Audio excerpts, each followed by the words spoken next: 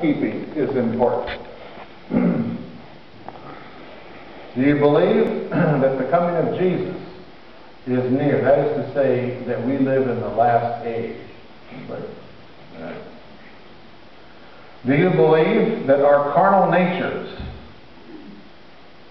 are to be held in check by asceticism, that is control of appetite, modesty, thrift, humility, and hard work?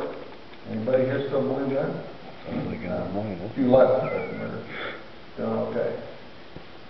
All of these are cardinal concepts, and these are a few of the Puritan movement in England, primarily, although it spread to other parts of the world.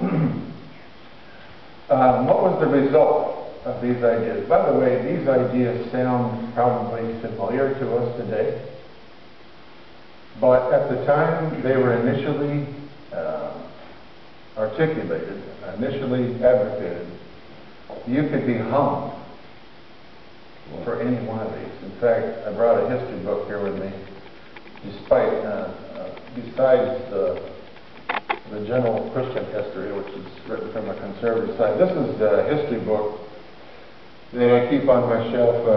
My grandson wanted to read it the other night. I told him a little bit too soon. Just had to get that in. He's 3 months old. This is The Age of Reason by Will Durant. It is part of a series called The History of Civilization. And Will Durant is not a fan, is not an advocate of the Puritans, because Will Durant lost his faith in making some discoveries about the strong influence of paganism on Christianity. But he talks about a lot of things. I'll mention some of the things that he mentions. What is the result of these earth-changing ideas? Well, as I mentioned a minute ago, you could be hung. And in fact, several people were martyred just because they would not say that the Queen of England was the head of the Christian church. When Puritanism started, it started under the reign of Queen Elizabeth. That's Queen Elizabeth I. You remember that Queen Elizabeth was the successor to Henry VIII. And Henry VIII is famous for what? Beheading his wife? 6 wives.